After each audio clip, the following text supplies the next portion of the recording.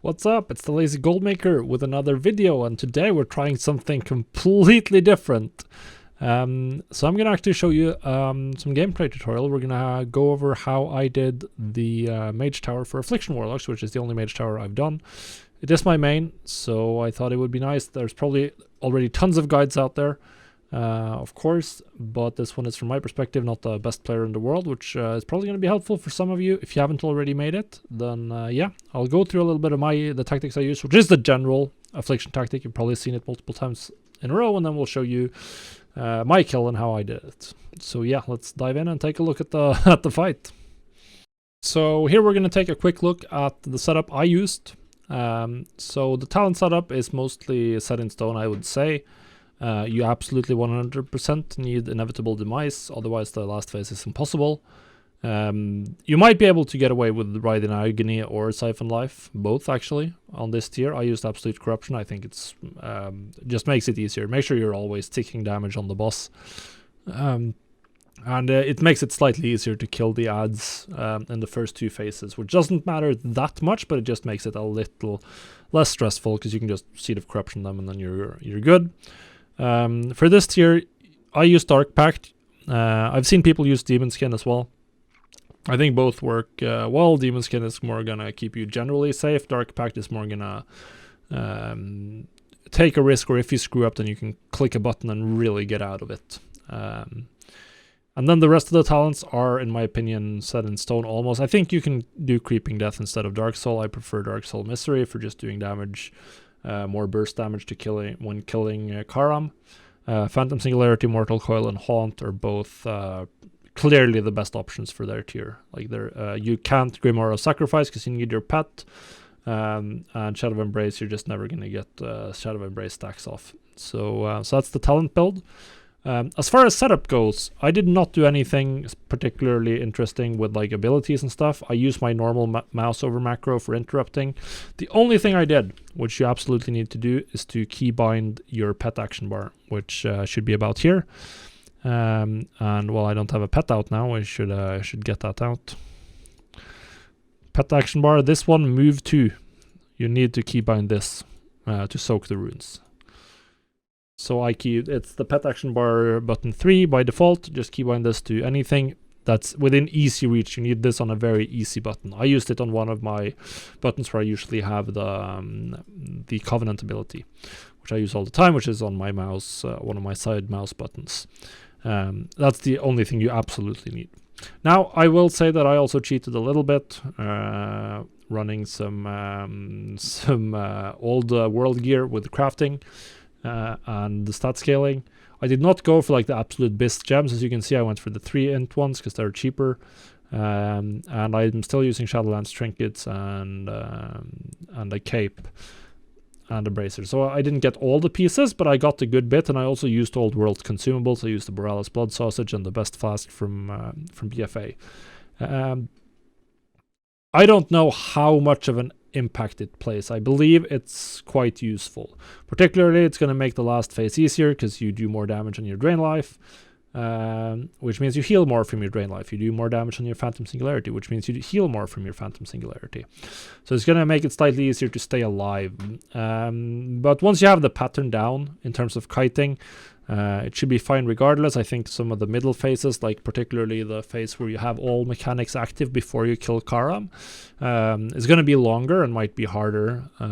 Might make the fight a little bit harder. I don't know how much I spent on this. Probably 100,000, 150,000, something like that. If you want to do that, that's up to you. I think the strat works even without having optimized your gear.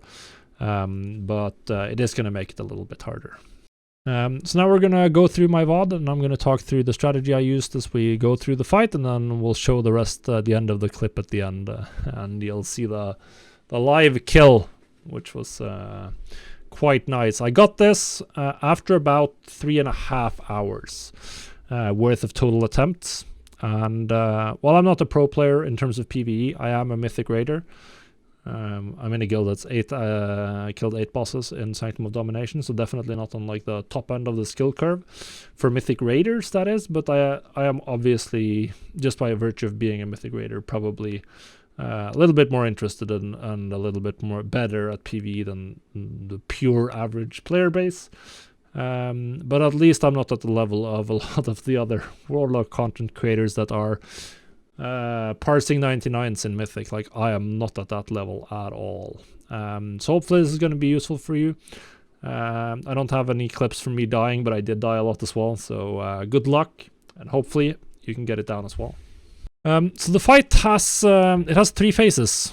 In the first one, you are going to be fighting the sword and border twin. I think he's called Karam. He's going to run after you slowly, and you just want to keep him dotted up, do some damage, and keep up Curse of Exhaustion, and you just want to run away. I use Phantom Singularity at the pull pretty much because I think that's worth it. So you can see here what I'm doing for the first phase. We're just getting everything up, like all the dots haunt, all the dots, and Phantom Singularity, and then we just spam Malefic Raptures until 0, and then you just keep running. Use your Demonic Gateway and just do damage to him. This phase is pretty easy. Like, you can only really die if he catches you, or eventually his speed will scale up and he'll catch you regardless. But overall, you're just running around and nuking him. At 33%, he goes untargetable, and that's where you get over onto the next phase. So now he's going to be untargetable. I popped my Dark Soul Misery just as he hit 33%, and I also used my Soul Eating Rebate because that's the best trinket I had. And then you just want to go with everything. As you can see here on my kill pull, I forgot to use... Oh yeah, actually, never mind, Soul Rot isn't here. I'm drunk. But yeah, you just want to get everything up. You don't really have to kill the ads here, but it makes it a little bit easier, all the small ads, because they do stop spawning after a little while. So just cast a couple of agonies out and some Seeds of Corruption to get absolute corruption on everything, and then you can just keep kiting. Yeah, you don't really need to do that much damage to Raised, and then eventually, after a while, he will heal up Karam and he'll start hunting you again.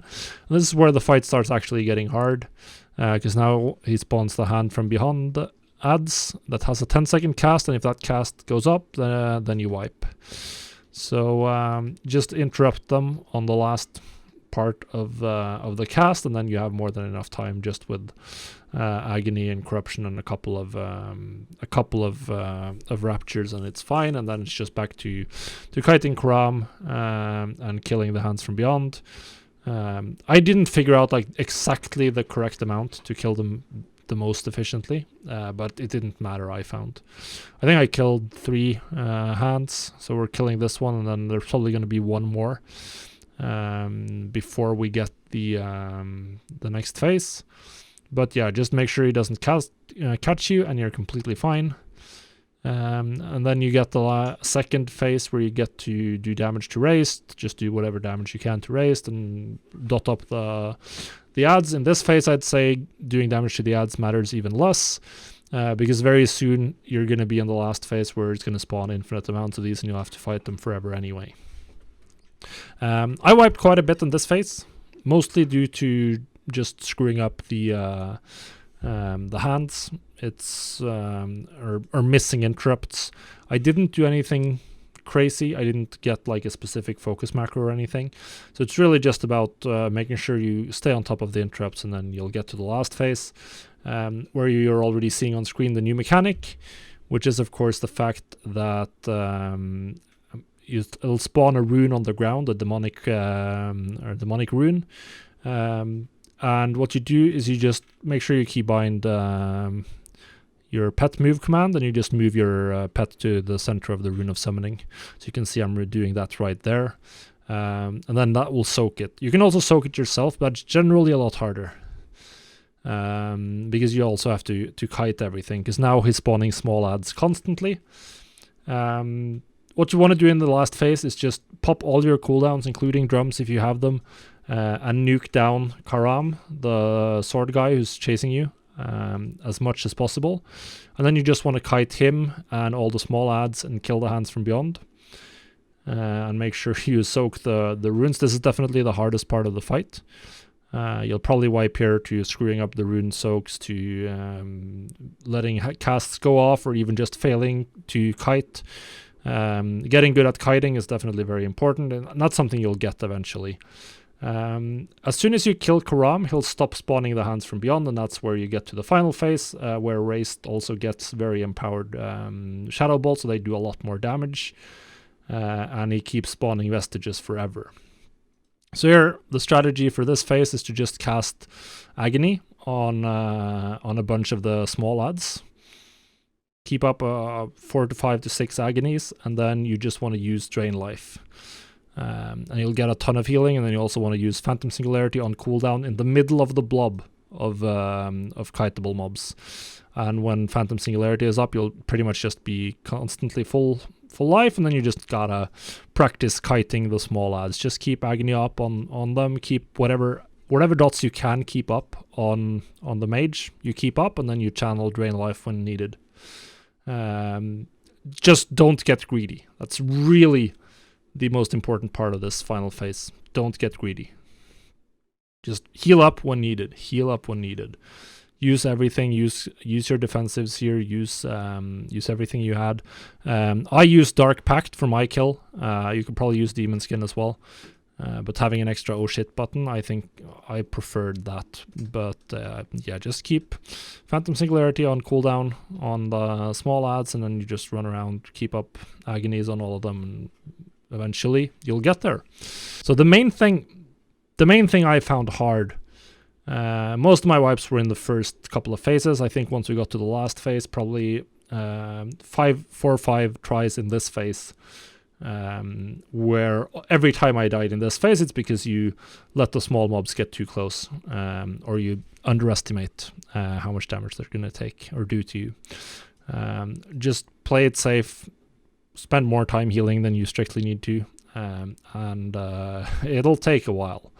Rune of Summoning is fine as long as you have keybound the right pet move ability. I didn't wipe to that much.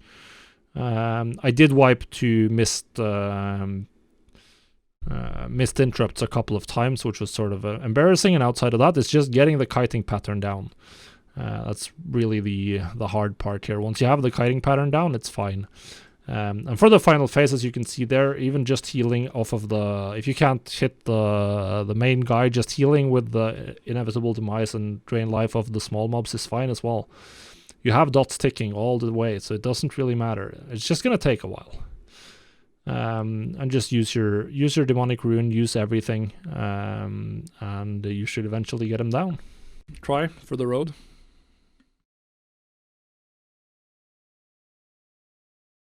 Yeah, one more try. One more shot.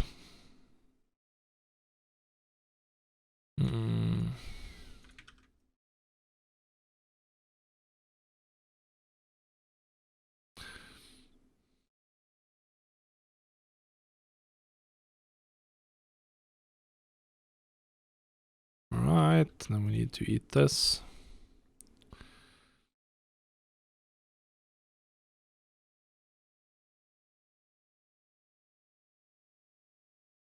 But yeah, Pandaria Professions, that was so fun. I also really liked Legion Professions, because Obliterum filled a very interesting role there in Legion Professions in terms of making a price parity.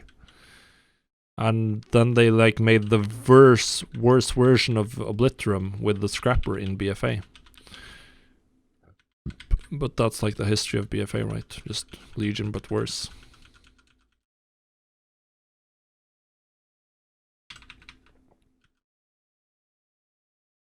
Warlords was like the worst profession. Launch Warlords was like the worst state of professions ever, in my opinion. Like, Warlords of Draenor at launch was literally the worst the game has ever been for professions. Because everything was behind the time-gated daily cooldown stuff on your in your order hall. Like, there was nothing, everything was BOP and time-gated behind the order hall stuff. It was so bad. It made me quit the game. That was the main reason why I quit the game. Not just that, you also had the materials. like the ingots and stuff. It was so bad. That was the main reason why I quit very early on in that expansion.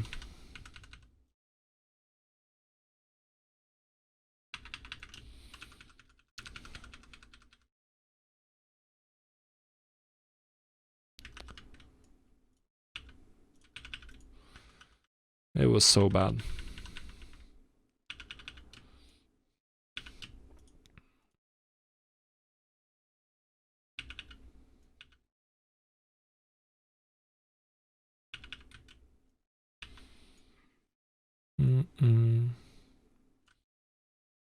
I don't think the research was the worst part though. Okay, come on. Where's the big boss? There.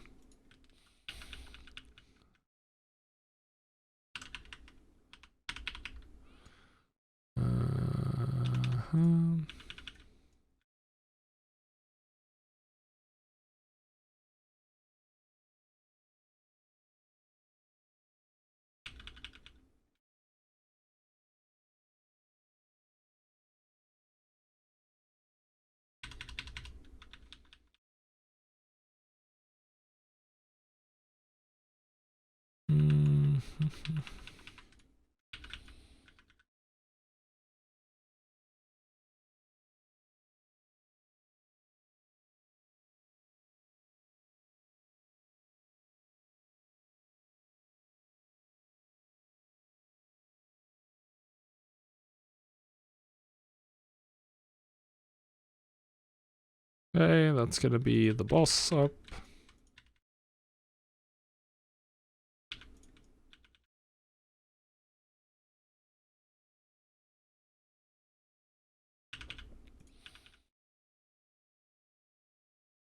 I'm just gonna...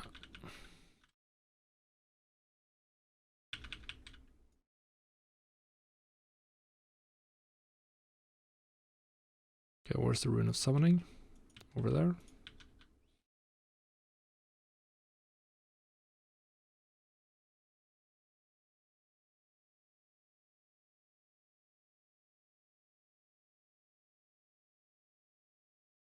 Okay.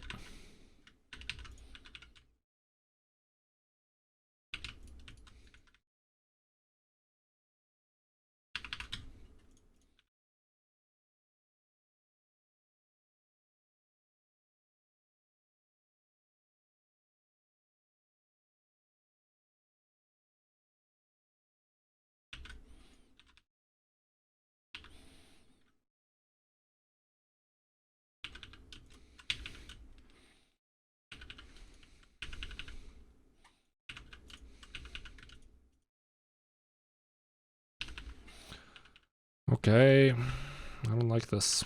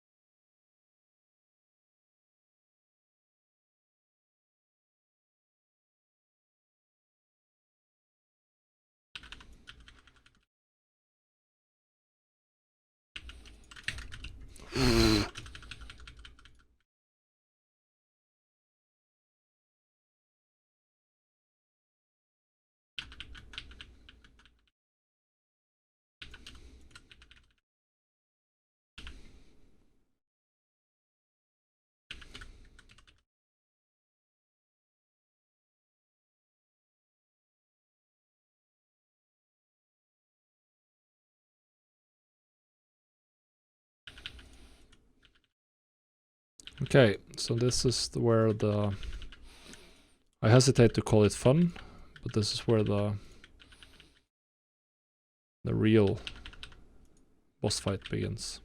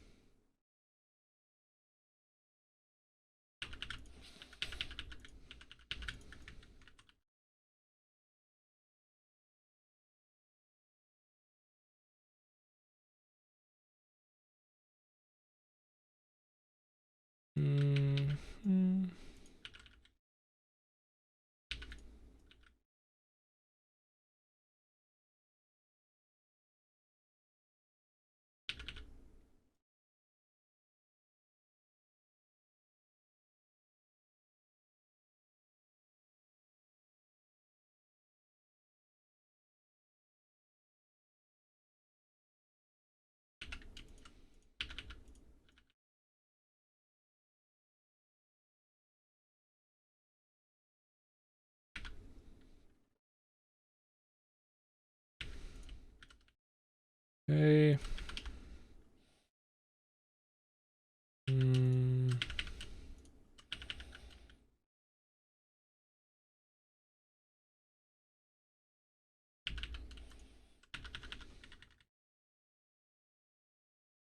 Wait, now things are looking up, right?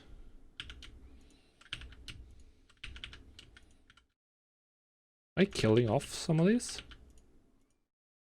No, we're not. Oh god, that was the wrong target.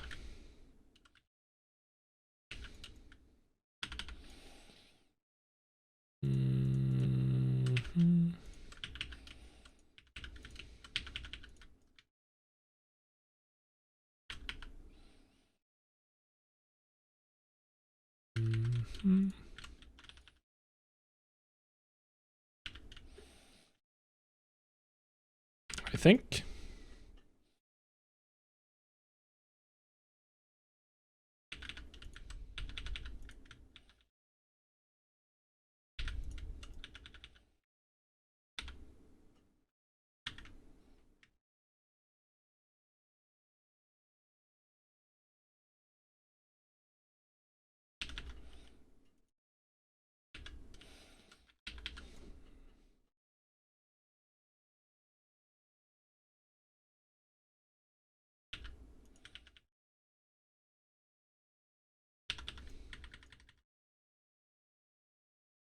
Okay.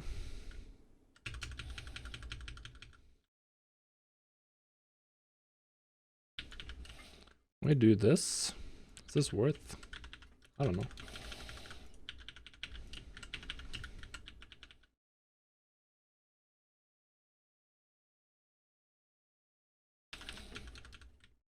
Come on. Yeah, don't get greedy now. Good advice.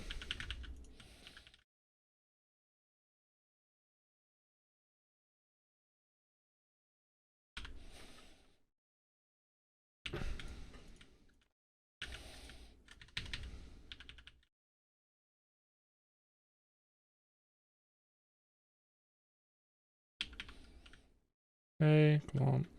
Get around these.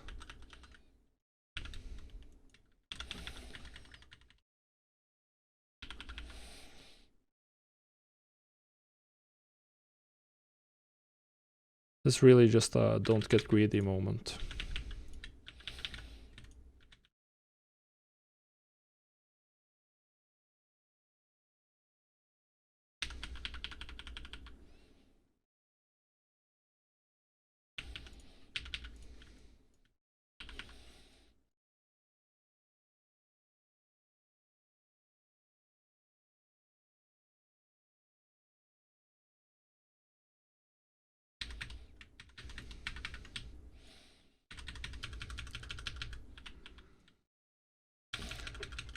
Come on, come on. Yeah, yeah, boy.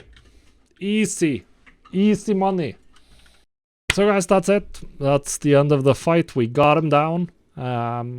Good luck with your attempts. Hopefully you can make it as well. Hopefully this was enjoyable for those of you who are used to coming here for the gold making content. Good luck with your Mage Tower, and if you're not already subscribed to the channel, make sure you are. Then that way you won't miss out on all of the guides coming for 9.2 once we get back into full gold making mode again. Merry Christmas, Happy New Year, we'll see ya.